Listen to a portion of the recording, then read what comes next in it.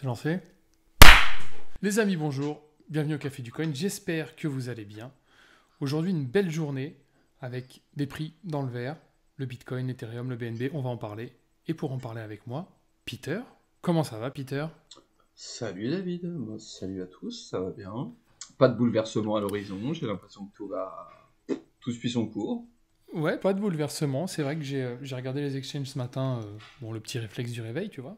Et puis à midi, à peu près, je les ai regardés. Et là, on a vu du vert partout. Le Bitcoin qui a dépassé les 20 000 aujourd'hui, il est un peu redescendu, mais l'Ethereum qui a plus de 1100 $.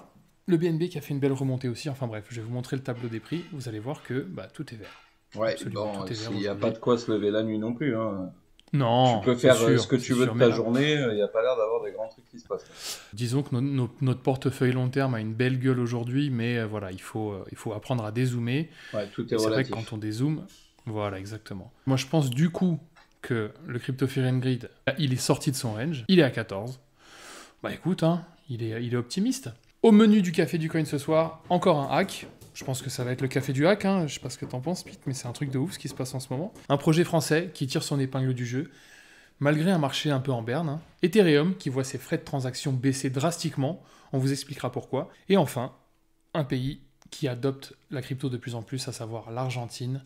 On va commencer tout de suite donc par le hack. Encore un hack. 8,7 millions de dollars en un clic. En ce moment, c'est vraiment... en fait, ce que je me demande, on en parlait avec Peter tout à l'heure en off, quand on préparait l'émission, je me demande encore comment certaines personnes puissent croire encore à la DeFi. Je dis pas que c'est mort, hein, mais putain les gars, faites gaffe. Donc là, en fait, en gros, je résume, hein, le hacker a trouvé une faille sur le smart contract, il s'est engouffré dans la faille, et puis il a retiré 8,7 millions de dollars dans le plus grand des calmes. Mais ce hacker ou ce groupe de hackers n'en est pas ou n'en sont pas à leur premier coup d'essai, parce que sur le portefeuille justement où est allée la somme, on a retrouvé plus de 300 000 Ethereum, donc ça m'étonnerait qu'ils rendent les fonds. Je sais Ah pas ouais, ce que le t'en mec penses, Pete. il est organisé quoi. Il est en bande Ah non, c'est... organisée. Bah, tu vois on a tendance à dire un hacker, on imagine le nerd derrière son bureau, mais en fait, ça se trouve, c'est des organisations, ça se trouve, c'est des institutions même. Quand tu sais qu'il y a des États qui se livrent à ce genre de manipulation, oui, mais après, il y a des individus aussi solo qui se prêtent à ce genre de pratique. Mais en tous les cas, là, pour le coup, c'est quoi? Donc, c'est un exchange décentralisé sur la blockchain Solana et ils ont trouvé une faille dans un smart contract et ils ont détourné 8 millions, 8 millions de dollars. Mais en fait, c'est devenu la routine des hacks du moment, quoi.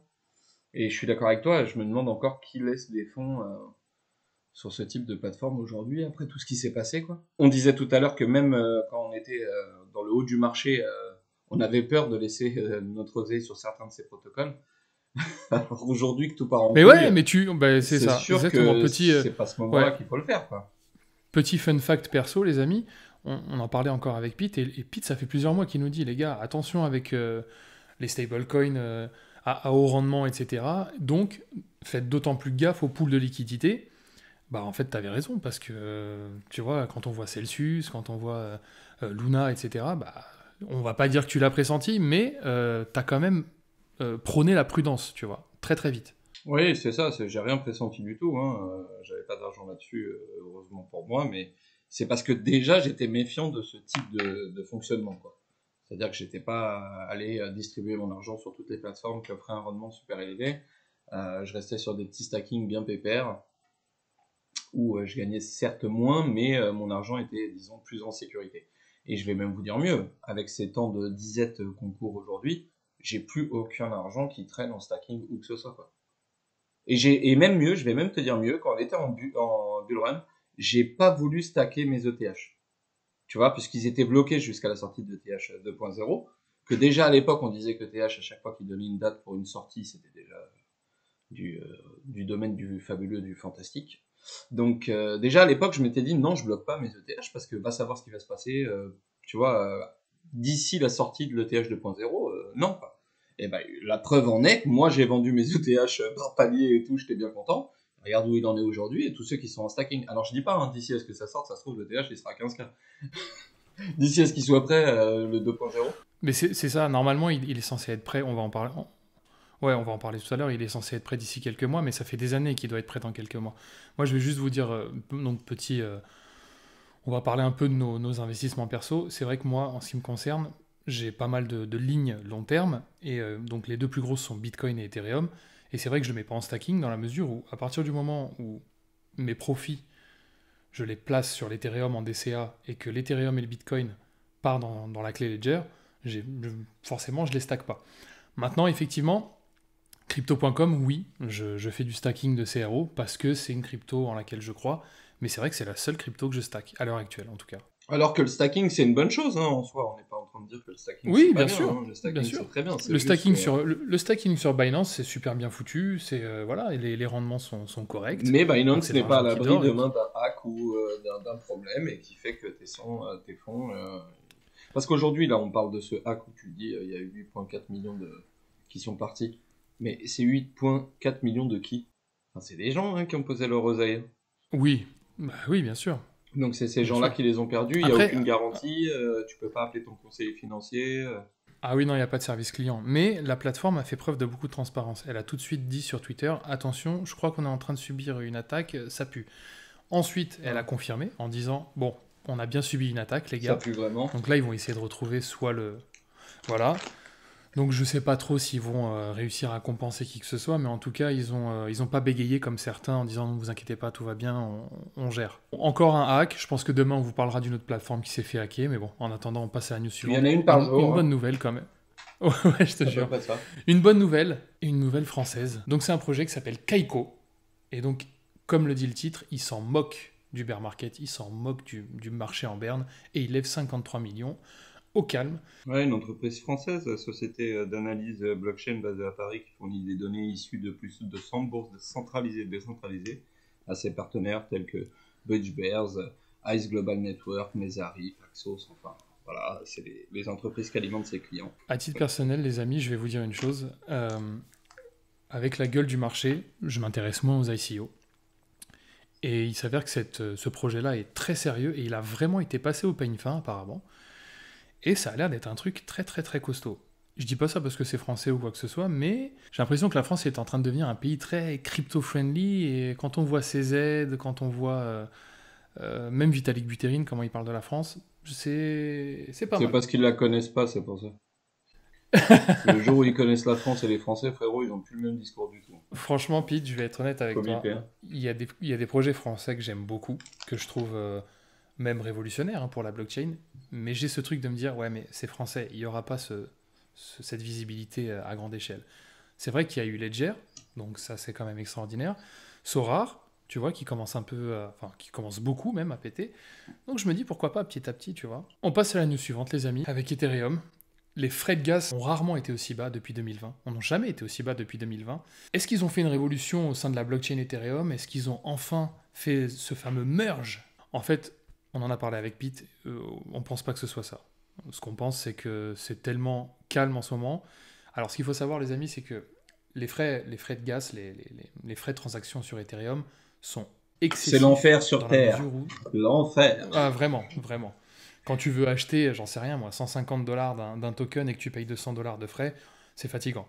Et en fait, ce qui se passe, c'est que le réseau Ethereum est tellement connu, on va dire, tellement fréquenté et tellement du coup saturé, les frais de gaz sont exorbitants, surtout en période de bull run. Oui, c'est ça. C'est Là, on a plus, vu des frais de comme tu gaz dis, qui hein, sont- c'est plus il y a d'utilisateurs qui utilisent donc Ethereum et plus les transactions donc mettent du temps à se faire.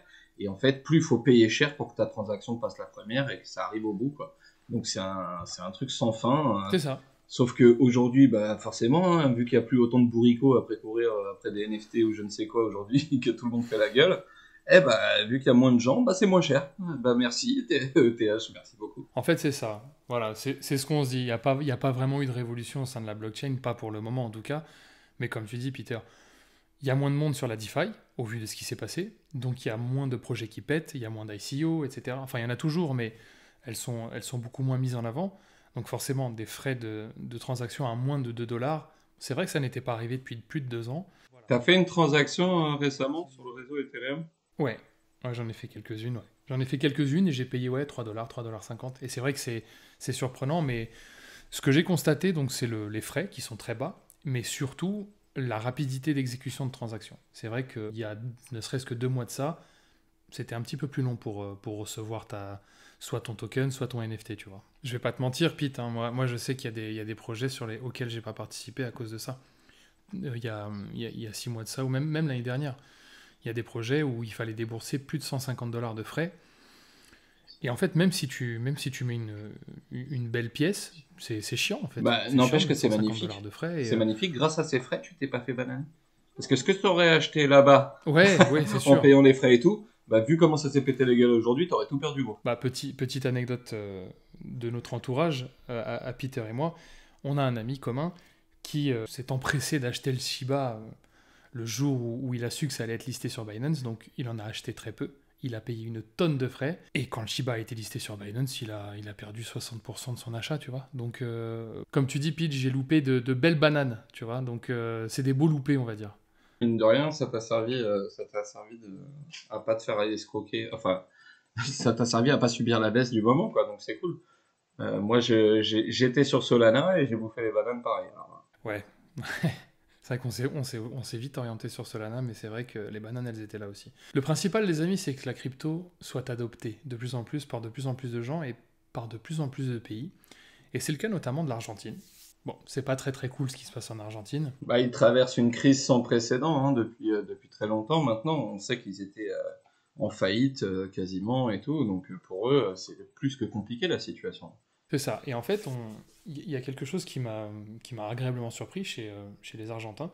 Donc le ministre de l'économie a démissionné, mais en fait ils ont eu ce réflexe de troquer leurs pesos, qui était en train de diminuer, la valeur du peso était en train de diminuer, contre des stablecoins.